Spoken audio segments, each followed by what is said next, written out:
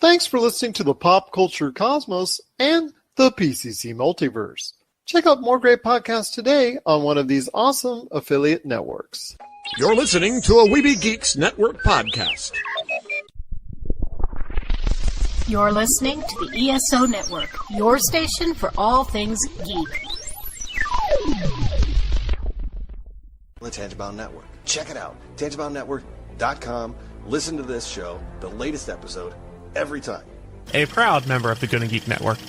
The opinions expressed are those of each individual. Check out all the other geeky podcasts over at GonnaGeekNetwork.com and get ready, because geekiness begins in 3, 2, 1.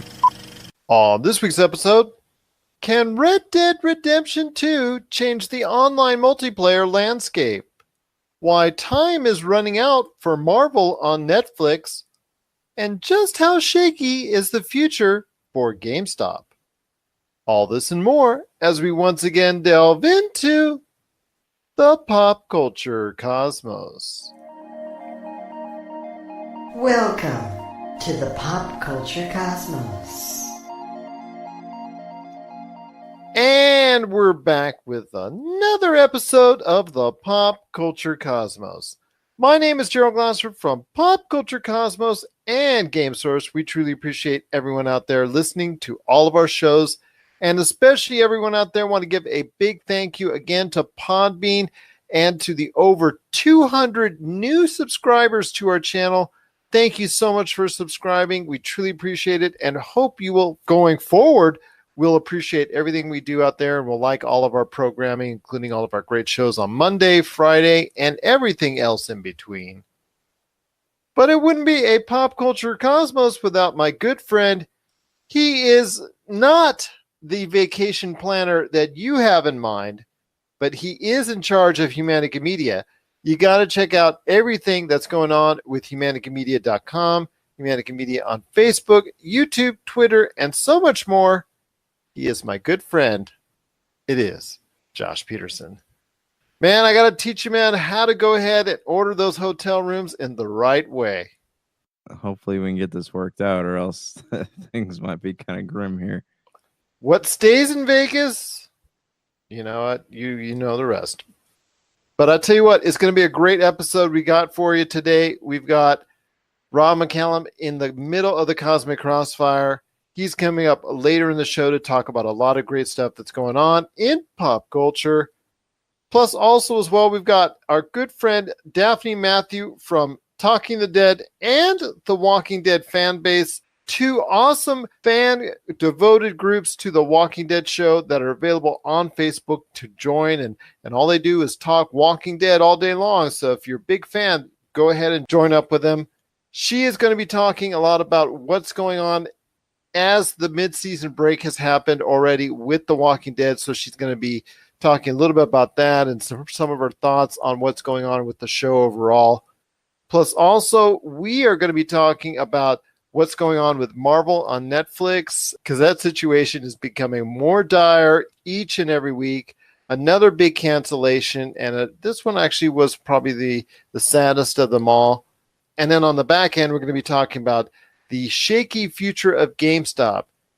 All is not well with GameStop right now, even though it looks like from all appearances they had a pretty good Black Friday, but overall their sales are hurting, and we're going to talk about what's going on with the future of your favorite local GameStop coming up. But first, my friend, Red Dead Redemption 2 online is now coming out. It's available pretty much right out there to everyone out there that has the game. It rolled out slowly depending on which version that you had. Little by little, day by day, they were allowing more people in, and a lot of great modes that are out there, including, surprise, surprise, a Battle Royale mode that a lot of people are really high on. They've got their own type of currency, you know, what you can do, special offers, special things that are in there, special guns, outfits, horses, get your posse together, whole 9 yards. Your thoughts real quick on Red Dead Redemption 2's now foray officially into the online arena. I think they're going to be a major challenger to what's going on and help reshape the landscape of what's going on with multiplayer online and really set a force out there Maybe not to Fortnite, but to everyone else out there.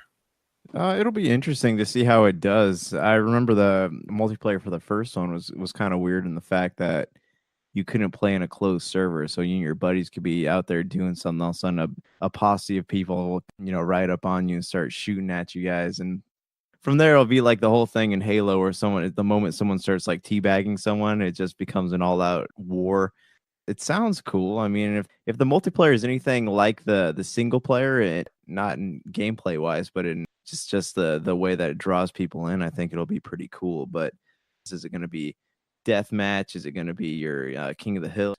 Does the multiplayer go along with the game? Can you play in gangs or posses or whatever it is? Like, is there a theme to the multiplayer? I think that's kind of what will or won't bring people into it. How are you feeling about it, though?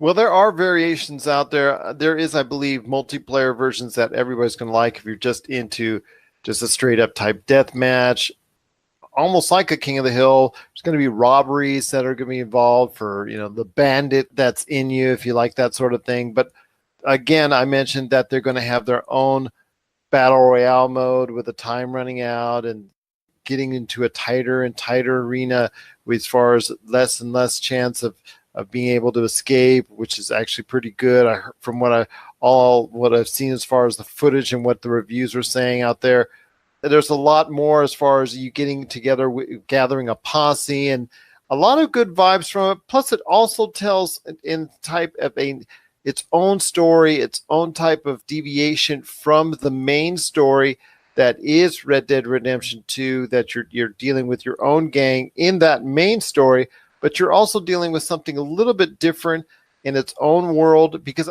Rockstar, they've taken a lot of lessons from what they learned with GTA 5 and its online component, which over the course of several years has really become an outstanding product.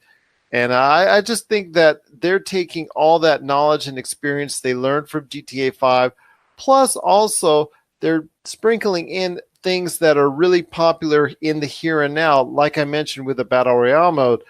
But they didn't advertise it. They didn't go ahead and just throw it out there, and they just didn't do a lot of things that Call of Duty, Black Ops 4, and also Battlefield 5 was trying to do, and force it down people's throats and say, hey, we're going to have this, we're going to have that, we're going to have this, we're going to have that. They just rolled it out there, just put it out, new little bits and pieces, day by day by day, as more people got involved. And I think that's the way to do it, because it just generates organically a lot of enthusiasm, a lot of interest, and a lot of things that they're going to be able to do long term that will keep interest in the online multiplayer facet of it.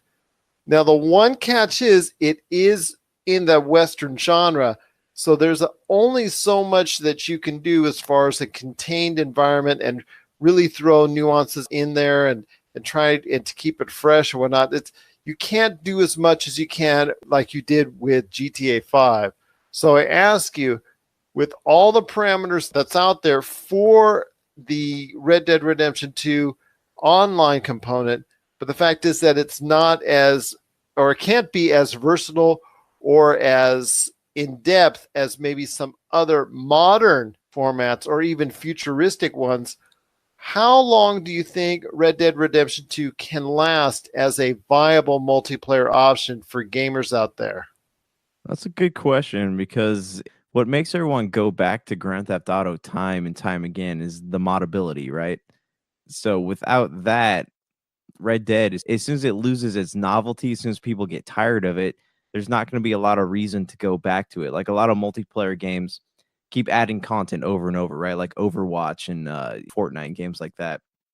But if Red Dead is not constantly offering fans something new to experience, I think that those fans are going to drop off and start playing other things. Whereas with Grand Theft Auto, what makes people want to go back to it time and time again is the fact that you can mod, and every time you jump in and play the game, it's almost feels like a new game because you're playing something new. So it depends on if they're going to cater to the modding community. And from what I understand so far, they don't have any plans on doing that. So I'm curious to see how that plays out and what their plans are and all that good stuff. So we'll see, man. But GTA 5 not only supported the modding community, they also constantly put dated or themed DLC into it, whether it was a certain type of holiday or certain type of event, they would go ahead and incorporate that within the GTA 5 because it was a modern type formatted game. But also they put in things like Hot Wheels and made like a race car track and all that good stuff. As far as from that end, it made that something on the side that was very interesting. They also added the robberies that you had to go ahead and plan and get with your crew together and work that out, as far as trying to go ahead and scope out what exactly was going to go on as far as whatever bank or jewelry store that you're going to hit and the success ratio on that. So that end of it, I could see being incorporated into the Red Dead Redemption 2 online experience. What I'm just worried about, like you said as well, is the variation of things that you could do in GTA 5. You're not able to go ahead and do in Red Dead Redemption 2's online component, just because of the fact that it takes place in the Western format. And there's a finite amount of things that you can actually throw into it. Otherwise, it's going to make it unrealistic. So I agree with you wholeheartedly. That's where the modding community comes in. And right now, since Red Dead Redemption 2 has no plans of being on PC as of now, although that could change, that's going to be an issue for Rockstar. Maybe not sooner, but at some point in time, maybe within the next 6 months, 9 months, year from now, because there's going to be other alternatives that are out there that are saying, hey, Red Dead Redemption 2 is not evolving with the times. It's not throwing enough DLC that's going to be variating out there. It's going to be the same thing over and over and over. Maybe you can go ahead and come to our game instead.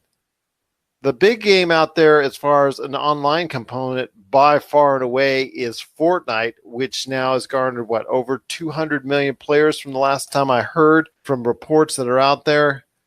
With Fortnite out there being the big boy on the block in the online component, is Red Dead Redemption 2's online multiplayer going to be something that might take even a small chunk out of when it comes to the Fortnite machine that's out there? Because it is something different for now.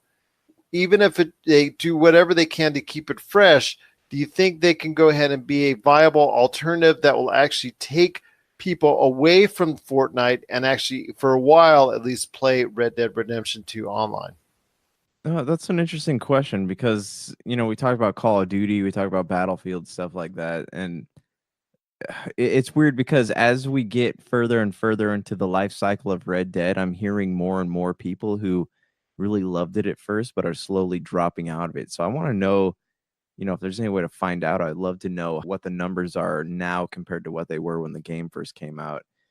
As for multiplayer, like a lot of people like casual gamers, a lot of casual gamers I've talked to, they've only played it because it was, I almost want to say a movement in gaming. Like it was something people really wanted to play. Everyone's talking about it. But once they were done with the single player, they had no intention of playing the multiplayer. So it's all very interesting because the multiplayer in Red Dead has never been fun. It's the novelty of it. It's like when Mass Effect 3 said they were having a multiplayer mode come out, and we all played it.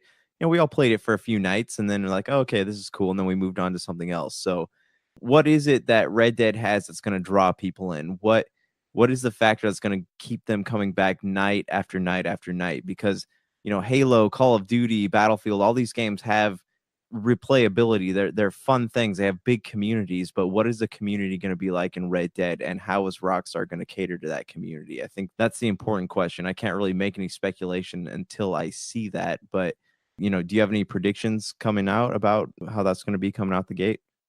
I think it's going to be strong coming out the gate, just because a lot of people have faith in Rockstar after 5 years of GTA 5 being a very, very solid to, at times, being a great online component. Whether or not people will stick with it 9 months to a year, that's a different story. I mean, if you're inside Rockstar anyways, your sales are not going to be anywhere near what GTA 5 is, because GTA 5's by the end of its life cycle, by the end of the real gist of its sales, it's probably going to end somewhere right around 100 million in sales, because it's pretty darn close to it at this point in time. So you're not going to expect Red Dead Redemption 2's online base of players and also the matter of sales be anywhere near 100 million. I mean, that's almost a once in a lifetime deal where we're seeing a Fortnite, and then also before that, GTA 5 reached that level of success. But even if it gets one quarter, one half of that success, that's still a 40 to 50 million copies that are out there, 40 to 50 million potential players that could play your game online. And that, to me, is still a wide base that could be there. Rockstar has to take the steps to try and keep people interested in, like you were saying, that was some very great thoughts you had on that. I think initially a lot of people are going to be giving it a shot. They are going to like the concept of becoming part of someone's posse that's made up, or someone online, or even make their own, and playing their version of the battle royale or the multiplayer or the death match or whatever it is that they're going to be able to go ahead and do within the Red Dead Redemption 2 online functionality. I just think after 9 months, a year, I don't think we'll be talking about Red Dead Redemption 2 online functionality in the same way that we did with GTA 5, even a year, 2 years, 3 years down the line, coming up with new, innovative, and interesting DLC that they kept on adding in there that kept people coming back for more and more and more each day. I just don't see, after a year, people still talking about Red Dead Redemption 2's online component in the same way that they do now, or in the same fashion that they do a Fortnite, a Call of Duty, or even a Battlefield 5. Right. And, we all remember the days when multiplayer was, in its advent. You had your Halos, even GoldenEye, I'd say, was like the beginning of all that. So multiplayer game enthusiasts, they know what they're looking for out of something. And if Red Dead fails to offer that, then those numbers are going to drop pretty darn quick, because there's, like we've discussed before, there's so many games out there. You have a very brief amount of time to capture somebody's interest, and if you don't meet that criteria, then they're gone and you're not going to get them back. Couldn't have said it better myself. And we'll have to wait and see what Red Dead Redemption's online component is going to do as far as all the different variations that it's going to offer consumers. I think up front it will actually do fairly well. I think it will actually garner a piece of the marketplace. It might not put a large dent in Fortnite at any point in time, but I think it will take people away from Call of Duty, away from Battlefield 5, away from even Fallout 76, especially because that online component has been riddled with bugs and players out there that are just really not happy overall with the product. So Fallout 76 could suffer substantially, and I know sales are not meeting anywhere near what they hoped it would be. With Call of Duty Black Ops 4, with Red Dead Redemption 2, those games are out there. They're going to probably be the leaders as far as console multiplayer, not named Fortnite for at least the short term. Whether or not Call of Duty and Red Dead Redemption 2 can sustain its player base for the long term, that's up to whatever DLC that they're going to offer. That's up to whatever options and modes that they're going to offer. You got to keep changing it up for the player base out there. Fortnite does a wonderful job of that with its seasons, with its variations, with its in-game events, with its tie-ins to other things that are out there. For instance, like what they did during the Infinity War era when they were adding Thanos into the game. We need to see things like that with Call of Duty Black Ops 4, and especially with Red Dead Redemption 2, we need to see innovative things to the table. Otherwise, they're just going to be eaten up in the online multiplayer space to games like Fortnite, night in and night out. What are your thoughts out there on Red Dead Redemption 2's online component? Are you really excited for it? Are you playing it right now? Please let us know your thoughts, because we'd love to hear from you as far as if this is going to be an online component you're going to stick with for the long term, because we'd love to share those thoughts with everyone out there. popculturecosmos@yahoo.com. Also, Pop Culture Cosmos, Humanica Media, and Game Source on Facebook, Twitter, and Instagram as well. Well, coming up next, we've got Daphne Matthew from Talking the Dead and the Walking Dead fan base Facebook groups. She's going to be talking about everything that she's feeling right now off the top of her head when it comes to the halfway point of season 9 with The Walking Dead. Plus, also later on in the episode, we've got Rob McCallum in the middle of the Cosmic Crossfire talking some more great pop culture. And, you know, Josh and I, we love talking pop culture as well. And we're going to be talking about Marvel and Netflix. That love affair seems to be getting closer and closer to a breakup. Plus, also, the future of GameStop isn't so rosy anymore. This is the Pop Culture Cosmos. Looking for an edge the next time you take on your favorite video game? Then check out Vitabrace High Performance Gamer Wristbands. Packed with the power of fruit seed oil, Vitabrace is clinically proven to help improve performance, giving you a better gaming experience. Head to miraclefruitoil.com and use the promo code MEDIA10 to get $10 off your Vitabrace purchase. Whether you're looking to beat the time on your latest speedrun or are fighting your way to the top on your favorite multiplayer or battle royale, Vitabrace can help you reach your gaming goals. Buy Vitabrace today at miraclefruitoil.com. That's miraclefruitoil.com. Vitabrace. Win with it. And we're back with the show. Once again, it's Gerald coming right back at you here. The Walking Dead hit its mid-season, season 9. It's halfway through already. Time flies. I don't know where it goes, but obviously a lot of walkers got killed along the way. And a lot of things did happen. It's probably the most momentous season in quite some time, with all the people exiting the show, the big names either dying or getting moved on to other projects and whatnot. And here to break down the season at the midway point is our good friend. She is the curator of the Walking Dead fan base, but also Talking the Dead 18 plus. She is our good friend. It is Daphne Matthew. What's going on, Daphne? I'll tell you what, season 9 is closing out on a note that I think a lot of people are kind of angry about so far when it comes to The Walking Dead. Yeah, a lot of people are upset. Tom Paine, Jesus, the character Jesus died, unfortunately. I was not surprised. I knew it was coming. And I think he was not surprised either, because he didn't actually feel thrilled about the way his character was going. Well, I mean, I get a lot of information from various sources, and back in season 8, he very loudly complained about his lack of screen time, we'll say. Jesus is a big character in the comics. He is huge. I think Jesus is still alive, and we're nearly close to 200 comics. Jesus came on, when Tom Paine came in as Jesus in season 6, he came in with a bang. If anybody goes back to season 6, when Jesus first came on the show, it was amazing. Him, Rick, and Daryl fighting. And then all of a sudden, it was like he was kind of like phased out. He openly complained about, the lack of screen time. Here is a gentleman in his 30s, also from the UK, go UK. We have a lot of UK actors on that show, where he did martial arts training for 2 years.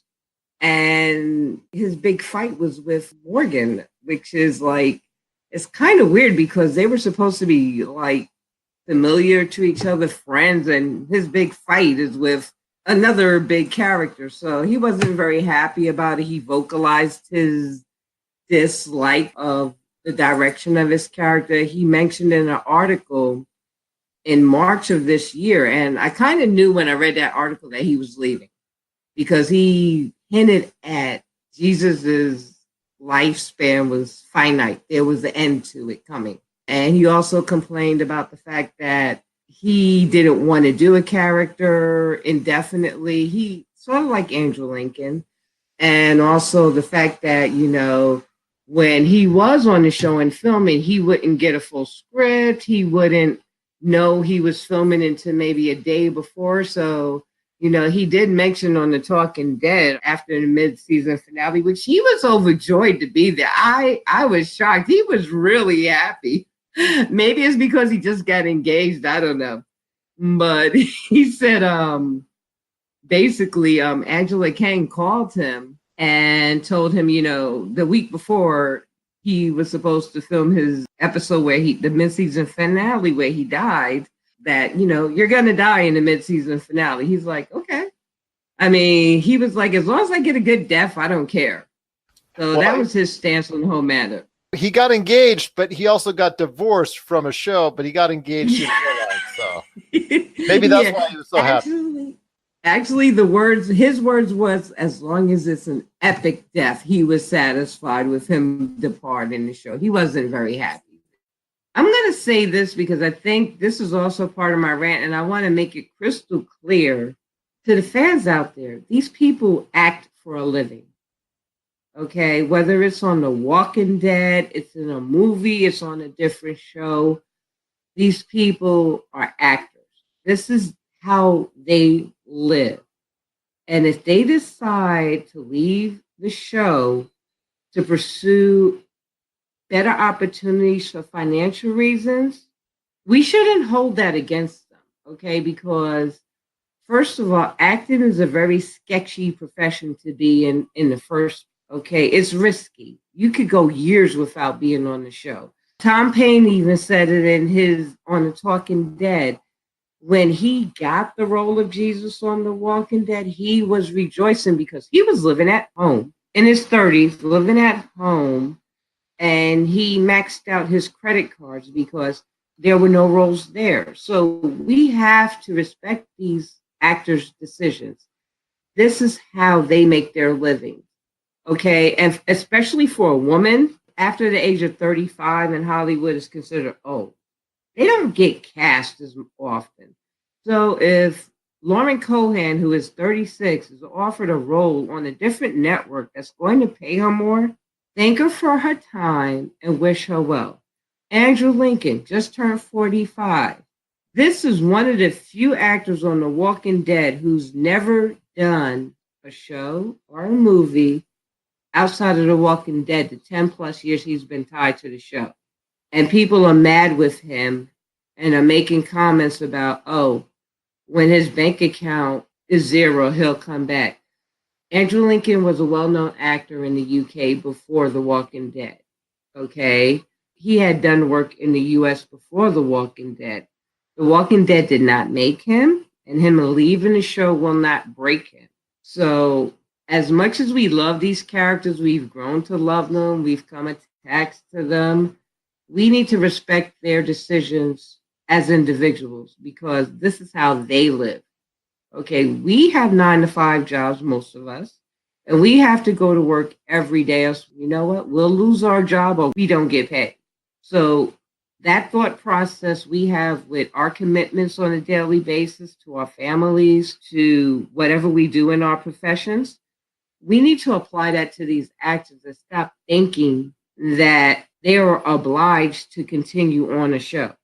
And that is my final thoughts and my op-ed on Facebook in the Walking Dead fan base and also in Talking to Dead about the state of affairs with the Walking Dead, Gerald. You can check out her thoughts and the thoughts of so many other Walking Dead fans out there on the Walking Dead fan base and Talking the Dead.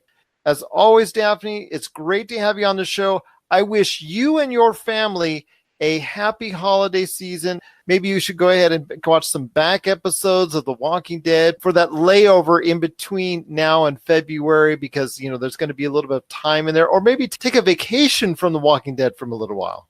I'm actually just starting a trivia contest in the Walking Dead fan base next week. So I'm still with The Walking Dead.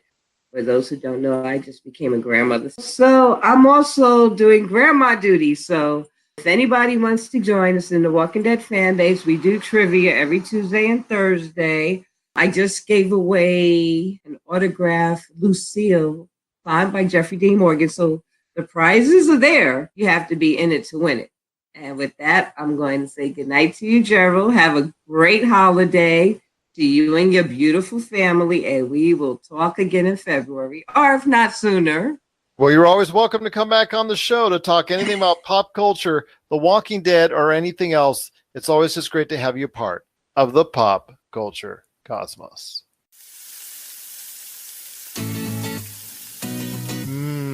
Nothing's better when grilling your favorite meal than adding some delicious Wheelie Q rubs, seasonings, and gluten-free barbecue sauce. Made with the finest ingredients, Wheelie Q products pack a ton of flavor to your meals, whether it's ribs, chicken, steak, hamburgers, fries, or vegetables. To get your hands on some of these tasty Wheelie Q items, head on over to www.wheelieq.com, and a portion of all profits made will go into finding a cure for spinal muscular atrophy. Pop Culture Cosmos listeners, act now and get 15% off your order just by entering the promo code POD1, that's P-O-D, and the number 1 at checkout. For the tastiest food on the grill, nothing's better than Wheelie Q items today at wheelieq.com. And we're back with the Pop Culture Cosmos. It's Gerald Glassford coming right back at you here. Let everybody know out there, we've got a lot of things going on. But first off, if you need to catch our show and you need to find out exactly where it's playing and how it's playing and what it's playing on, check out our Facebook page at Pop Culture Cosmos. Right there, you're going to see a listing of everywhere we're on as far as radio stations, because we're being played on the radio somewhere in the world 7 days a week. And we truly cannot thank all the radio stations that do play us. Plus, also, we're on over 30 different podcast outlets, including Podbean, which, again, I told you earlier, just cannot thank them enough for allowing us to be featured. And now, and last week was the podcast of the week. And also iTunes, Spotify, and so many other different outlets. Just cannot thank them enough for picking us up as well. But we've got a lot of other great things to talk about. Our game night coming up on the 15th. At Retro City Games in Henderson to benefit charities like 3 Square, Make-A-Wish, and also UMC Children's Hospital. Just a lot of great stuff going on, man. Like, what a great time it is for Pop Culture Cosmos, but it also is for Humanica Media as well. We got a lot going on, actually, after the new year, so you'll be hearing about that soon. But yeah, Topic Apocalypse, we're just trying to get all the content that we've had recorded. We're kind of backed up on content, so I'm trying to trickle it out to you guys. And we just actually recorded a new episode of the PCC Gamescast, so I'm hoping to get that up before the information expires, like it has so many times before when I've recorded that show. But yeah, keep looking out for things, and we'll be putting it out soon. But for now, just check out Topic Apocalypse on Podbean, iTunes, Apple Podcasts, and all the usual places, including the Podcast Radio Network every Tuesday night at 7 p.m. Eastern, 4 p.m. Pacific. My friend, at the tail end of last week, Netflix has done it once again. They canceled Daredevil, the long-running series, the 3 seasons now. There's going to be no season 4. It was actually the first of the Marvel Netflix shows to air on their network. Your thoughts on Daredevil and Netflix? Unfortunately, it doesn't look like for now it's going to be playing anytime soon on Netflix after the cancellation. But there is a slight hope that at some point in time, Disney has indicated that you might see Daredevil again sometime in the Disneyverse, maybe even on Disney Plus. So I've had a lot of conversations about this. One, it was no surprise that Daredevil got canceled. You know, they had high hopes for season 4, and I know the showrunner had actually, as Eric Olson, had actually pitched a season 4 to Netflix, and they were talking about it. And you know, clearly that's not going to happen now. But what this shows is that if Daredevil, which is the flagship franchise of that whole Netflix Disney deal, if that's getting canceled, then it's done. Like, there's nothing. They're not going to make any more series. They're not going to be Defenders. We don't even know how far into production Jessica Jones is. We know that season 2 of The Punisher is more than halfway through, but no one's heard anything about Jessica Jones. So the odds are high that that's not going to come to fruition. Maybe we'll get the next season of The Punisher, but I think their partnership is over. There's been a lot of speculation, you know, and assumptions in that closing interview saying that, like, hey, we look forward to more adventures of the the Devil of Hell's Kitchen, and you know, Marvel's got plans for them. What does that mean, though? That's very vague. Is that Charlie Cox's Daredevil going to be transferred over to Disney, or are they going to get someone new? Is Daredevil going to become campy? Because what was great about the Netflix shows was that they were dark, and they got to explore that dark side that was always in the comic books that we don't get in the normal MCU. So What's going to happen at this point is anybody's guess. But with Disney going to war with Netflix, I don't think we're going to be seeing a lot of Jessica Jones. We're not going to be seeing a lot of The Punisher. I'm sure we'll get that, but I think that's going to be the end of it. And what would be cool, what would be the honorable thing to do on Disney's part is if they welcome the actors from these shows into it. Because again, like the CW does, if it doesn't carry on that continuity, they're just creating unnecessary shows and links like CW does with like the Flash and Arrow and stuff, because we've already gotten used to these characters. They've already alluded to being part of the greater MCU. So if they completely reboot them, then it's just going to make it feel redundant. And a lot of people are really attached to these characters. So that's what makes me sad. But you've got some thoughts on it, I'm sure. What do you think? Well, actually, that was pretty good. So I'm not sure if I'm going to have anything to top that. But moving to what we're talking about with Netflix and Marvel, because the automatic thing that people are thinking about is, it's going to be ending up on Disney Plus. I'm not sure content-wise is what's going to be acceptable as far as the content, as far as the the language or anything that Disney Plus is going to allow. Maybe they will, maybe they won't. I don't know what their basis is, but having the Disney name on it might be something that they might be apprehensive about, as far as having Daredevil, the way it was on Netflix, be the same way on Disney Plus. I'm going to throw out there something at you and tell me what you think. As far as the acquisition with Disney and Fox, one of the things that they are keeping at Disney is FX. So I ask you, my friend, could it be a possibility, even a small one, that Daredevil doesn't go to Disney Plus, but actually goes to FX or whatever they're going to eventually call it instead? That's an interesting question too, because I was just reading an interview with the guy that wrote Prometheus and Alien Covenant, and he was saying that he had actually pitched a movie that would kind of close those sequel movies. And he was saying he pitched it to Fox and Fox loved it, but Fox had actually said, we can't move forward with this at this moment in time because we don't know what Disney wants to do. So is Disney going to want to produce darker films, darker shows, or whatever it is?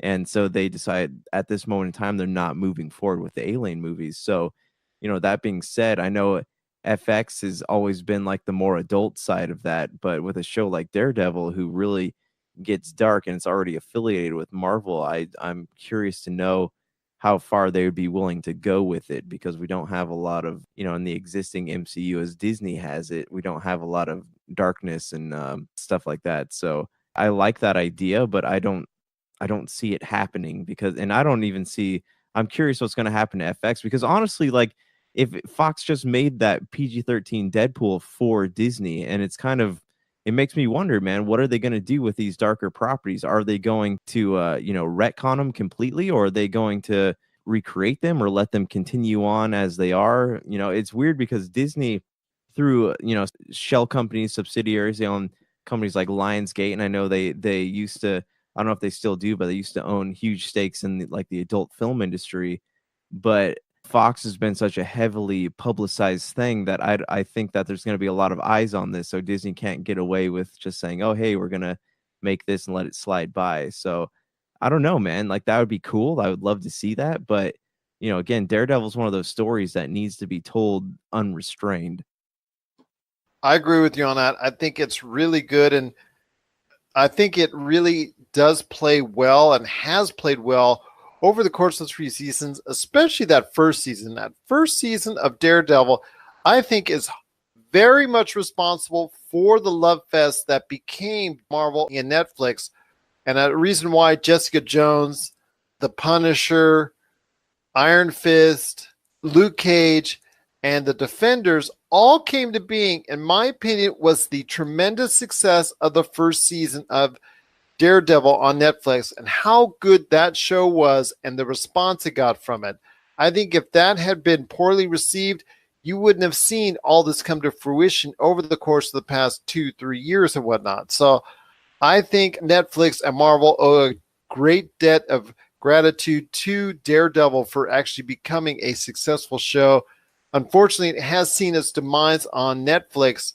I do see at some point that show maybe being revived in some form, in some fashion, on some network, whether it's Disney Plus, FX, or something else. I don't see them giving up on that show specifically, 100%. They're going to do something with that character at least. So we'll have to see what happens. But we're now down to 2, my friend. And you said Jessica Jones days, pretty much of the 2, those days are numbered. Do you see a point in time after the season 2 of The Punisher is over that they're going to cancel both Jessica Jones by that time and The Punisher soon after? And do you see the fact that after the new year in 2019, that after those episodes air of The Punisher, that the Netflix Marvel Love Fest could be no more? I already feel like it is no more. We're seeing it fall apart as we speak. And Netflix always does that thing where they're like, hey, let's cancel something and release the news on Friday and see how long it takes to pick up momentum. What's the real shame about this is that if they don't give us closure on these, they're gonna just reboot these characters and not give us closure on these things that we've spent the past 5 or 6 years investing ourselves in. And that's what I've always given Marvel credit for, is not being the CW, not being Warner Brothers, not making something say, hey, this is going to be going on for a while, and then, oh, by the way, we're rebooting this or doing something like that. Marvel's always been pretty good about that. So if they don't give these characters the endings they deserve on the Disney Plus, then I think there's going to be a lot of issues. And if they try to reboot the characters, I don't think people are going to catch on to them as well as they did these ones. I agree with you on that. It probably won't catch on as well if it's not the same type of content that they're used to seeing on Netflix. But we'll have to wait and see. Marvel has said that there will be a future for its characters in some form or fashion going forward in the future outside of Netflix, because the days of Marvel and Netflix, from all intents and purposes, will soon be over. What are your thoughts out there on the cancellation of Daredevil on Netflix? Share us your thoughts, popculturecosmos@yahoo.com. Also as well, Pop Culture Cosmos, Humanica Media, and GameSource on Facebook, Twitter, and Instagram as well. Coming up next, we've got Rob McCallum in the middle of the Cosmic Crossfire. And then right after that, we're going to close out the show with Josh and I talking about the future of GameStop and how it looks pretty shaky from a brick and mortar standpoint. We'll talk about that at the back end of the show. This is the Pop Culture Cosmos. Rob McCallum Films is back with a vengeance. Power of Grayskull, the definitive history of He-Man and the Masters of the Universe, which chronicles the ultimate 80s billion-dollar franchise, Masters of the Universe. See exclusive interviews and hear untold stories from the people responsible for creating the world of Eternia, a place full of magic and science, and learn about the craft of creating action figures and animation. Power of Grayskull is just one of our many projects at Rob McCallum Films.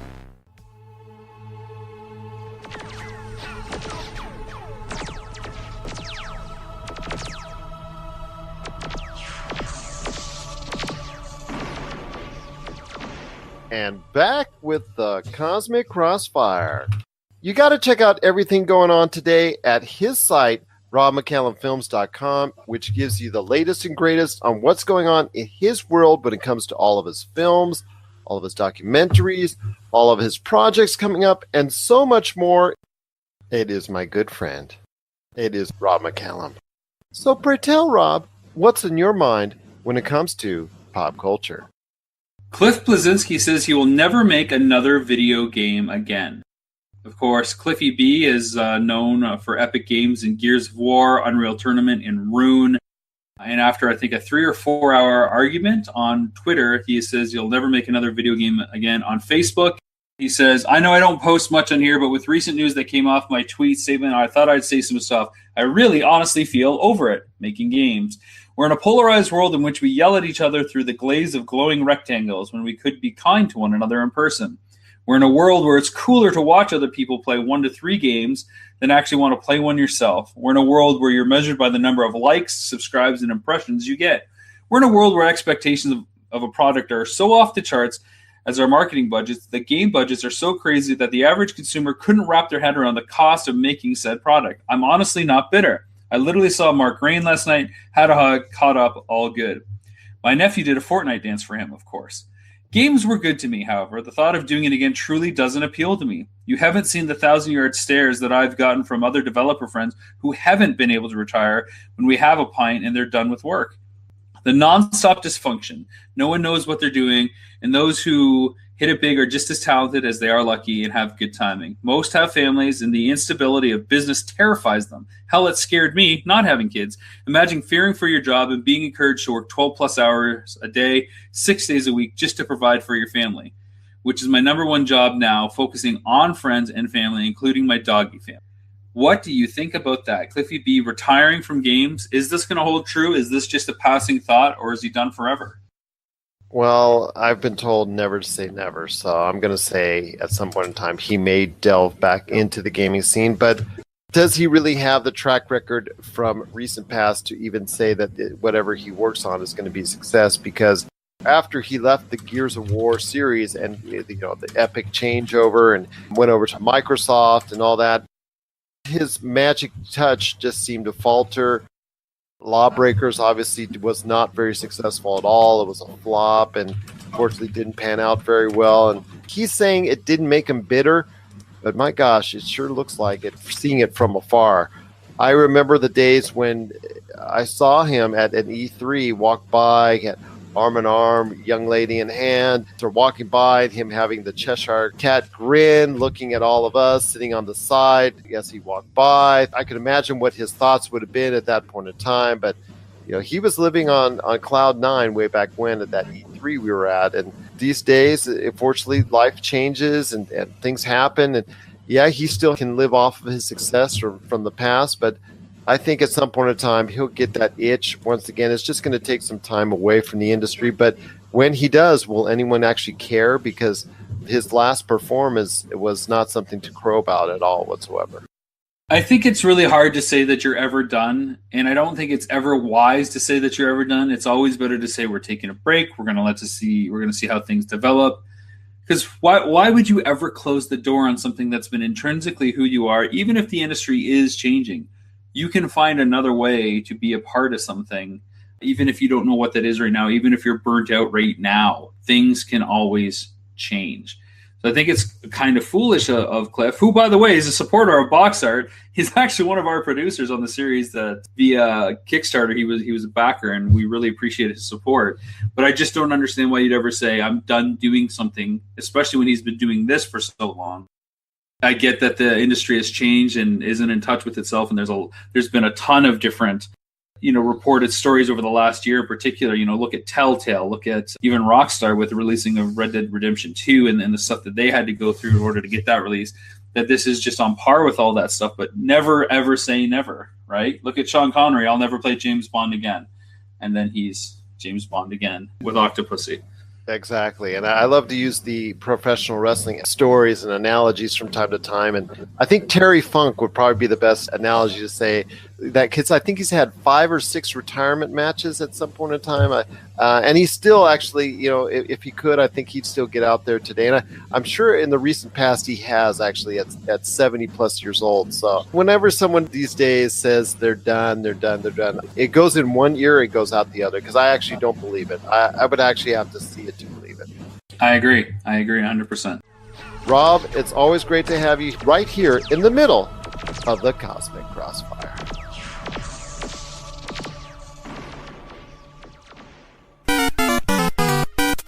If you're tired of sifting through flea markets for rare and unique games, we can help. Retro City Games in Henderson, Nevada, only 5 minutes from the Las Vegas Strip, has all your favorite gaming staples, classics, and a wide selection of rare games with new stuff always appearing on our shelves.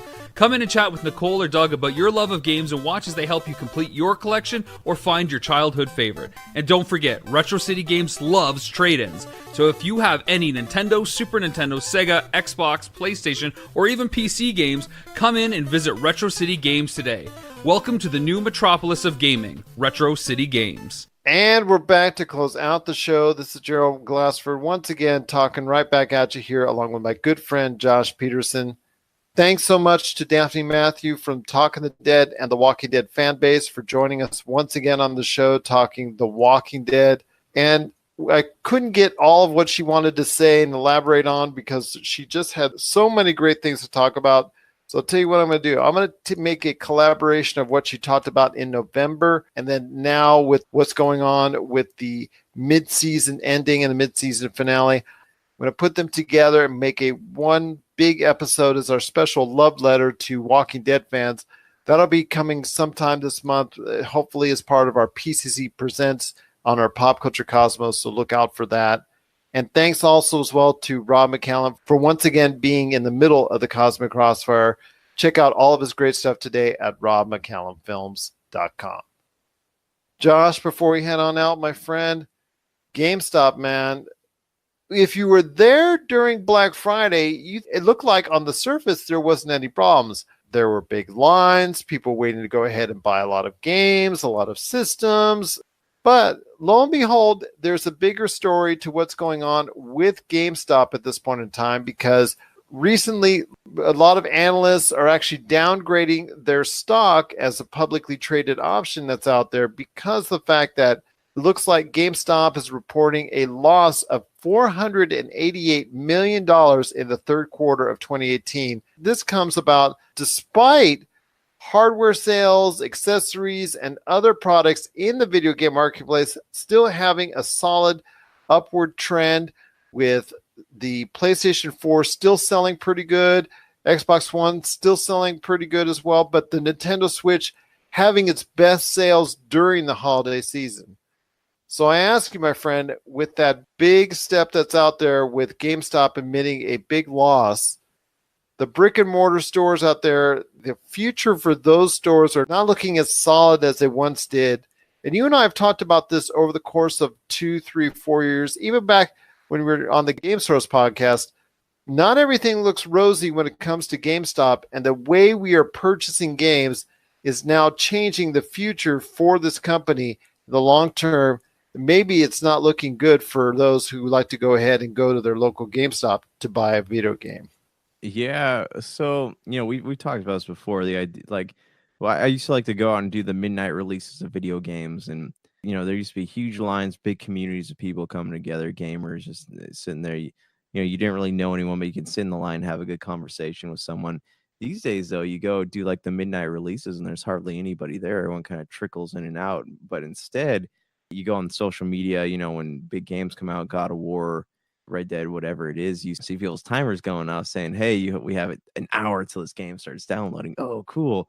In the long run, I don't, I like the idea of digital games. I like how Microsoft encourages people to purchase digitally by offering deals, 30-40% off things. But GameStop thrived mostly on game trading, right? So they had, you'd buy something and you beat it within the week, and you can take it back and you get, a whole lot of store credit towards the next big game you want to play. But when you purchase digitally, you don't get to do that. You don't have anything you're just stuck with this game, and it gets, downloaded into your hard drive, and there's nothing to trade in. So I think that people love the convenience of it, the same reason they love going to Amazon as opposed to Target or Sears or wherever. That's what GameStop's losing out to. And GameStop, if they had an online presence, they had an app and people could download games off the app, I think that would be a whole different story. But unfortunately, the culture of game trading is not a thing anymore, especially with game sharing becoming so popular. If you game share with someone, you don't have to go and buy the game. Someone else buys it and you get to play it. So there's not a lot of need to trade games. I personally still like to trade my games, and when I'm done playing them, I like having something physical, something tangible that I can use and then go get something new with. But I think convenience is always gonna to trump economics, no pun intended there. But what are your thoughts on this? Because I always wonder if I'm the only person who thinks this. No, you're not, because I don't want to say older. Well, you know what? I will say it. Older gamers like us, we like the more traditional methods of going ahead and buying a game physically and then going ahead, like you said, and trading it in at some point in time. But that's not to say that we're just hard, fast, and steadfast not to go ahead and buy anything off the online, because I did during the Black Friday season buy games both physically and online, depending on where the deals were, depending on where the best prices were at, depending on which online servicer or online medium, or whether I had to go to the store. I was just interested in getting the best prices. So I went all over. I'll give you an example. On Black Friday, during that course of that time, I purchased games at a brick and mortar like GameStop, but I also purchased from BestBuy.com and also PlayStation Store and GameStop.com. So I purchased all these games through various means, but it just was me for trying to search out the best prices that I could get for the products that I wanted to go ahead and get at. For a lot of people, like you've talked about before, that you've pointed out, you can just go ahead and order off your phone any point in time. If you're okay with going ahead and just going and getting the online version, you know that you don't want a physical copy. More and more people are changing to that type of format. And there's even talk with consoles coming up in the next wave of consoles with PlayStation 5 and then whatever the new Xbox will be, that they won't even have physical media and that they'll only be able to take in a download component. Yeah, that was one of the big things too. And I know if that ends up being successful for Microsoft, it's only a matter of time until Sony starts looking into it. And, you know, assuming it gets to that point, like that could put physical copies really just out of business. Like stores like Target and Best Buy, like they wouldn't even, there would be no reason to meddle in video games anymore. Like I know back when I worked at Best Buy, they did sell the codes, you know, you can go buy the codes for the games or whatever, but there's no motivation to go into the store. And even Amazon, who sells digital games, like the digital games are never on sale. The physical copies are always on sale. So I'm curious to know what the economics of that is. But again, like obviously buying a physical copy of something is better for people. It's better for the economy. It's better for the gamer who might want to go trade something in afterwards. But you really just can't beat the convenience of not having to leave your house. And that says a lot of very sad things about us as a society. But, you know, it's one of those things you don't have, I guess, on the upside, you don't have to worry about going in and finding that your game is sold out. But even now, you don't have to worry about that anyways, because, again, people sit at home and download the games instead of playing them. So the future landscape of game purchasing is one that I don't understand, and I'm not really anywhere near comprehending. I can make assumptions about it, and I could tell you how I feel about it. I don't like it, but yeah, it's very interesting, especially like when this console launches for Microsoft. I want to know how people feel about it, because like you can read the comments, and you know, video game players are always very divisive on how they feel about these types of issues, but we don't really know anything. We won't know anything until something comes out that says that mandates you have to buy digitally. I think there will be consoles that are online only that will not have physical medium capability. And I think at some point in time, people are just going to be able to get over it. There's obviously going to be initial pushback, but I think at some point in time, the future is trending in that direction. And those days of new systems coming out with the capability of putting in physical medium will probably be, I'm going to say, not too much longer in the future. I just think that's the way the industry is trending. It's cheaper, it's more effective, there's a higher profit margin with downloadable games, and I just think that's the trend going forward. And for GameStop, that is a bad sign, and you could only have so many quarters where you're losing close to $500 million. That's not a good sign long term going forward. As someone who ran video game stores back in the previous decade, this to me is a very sad sign. But the days of us buying physical games will come to an end. And along with that, the brick and mortar stores of GameStop will probably go ahead and fade away, just like so many other retail outlets have over the past 20 years. What are your thoughts out there on the future of GameStop? Do you feel like us that unfortunately the days of going to your local GameStop will at some point come to an end? Share us your thoughts, popculturecosmos@yahoo.com. Also, Pop Culture Cosmos, Humanica Media, and Game Source on Facebook, Twitter, and Instagram as well. All right, my friend, it's been a great show. Any last thoughts on the way out, my friend? Keep checking out the website. A lot of good stuff. I started doing a, which I hope to get back to soon. I'm breaking down Russell Brand's book that he wrote. Russell Brand from Forgetting Sarah Marshall and Get Him to the Greek. So I'm doing a little review of his book, trying to get a review of all 12 chapters up there. So keep checking back for that. But yeah, be sure to check out our website, check out everything we got going on. keep paying attention for more info on the Vegas stuff, and we'll be live streaming, and it's going to be a lot of good stuff going on. And we would love if you could donate or be a part of it. It's all going towards a good cause. Right now, I'm also checking out the Sennheiser GSB 550. Thank you for Sennheiser for sending them over. I'll be going ahead and giving a review on the air on our Friday show, and then also sending my thoughts as well to our site, popculturecosmos.com. So for Josh Peterson, this is Gerald Glassford. It's another beautiful day in paradise right here in the Pop Culture Cosmos. We thank you for listening.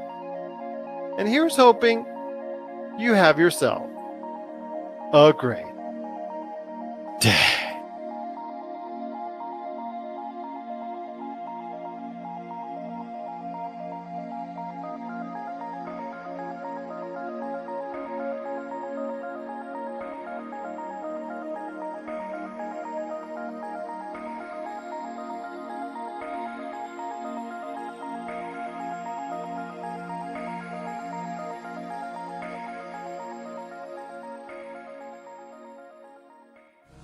Okay, let's talk about the Flopcast. Where every week we drink a lot of coffee and we talk about comic books, movies, conventions, music, Saturday morning cartoons. Oh, don't forget the coffee. Lots of weird, obscure pop culture stuff from the 70s and 80s. And chickens. Yeah, chickens. This will be the stupidest half hour of your week. We guarantee it. You can find us on the ESO network and flopcast.net. You're listening to a Weeby Geeks Network podcast. This has been a broadcast of the ESO Network. Be part of the crew and help support our shows by donating to our ESO Patreon or by shopping through Amazon.com or the TeePublic store, which can all be found at www.esonetwork.com. The ESO Network, your station for all things geek. Tangent Bound Network. Let your voice be heard. TangentBoundNetwork.com. Thanks so much for downloading the Pop Culture Cosmos, and stay tuned as more great podcasts are on the way. Thanks again for listening to us here at the Pop Culture Cosmos.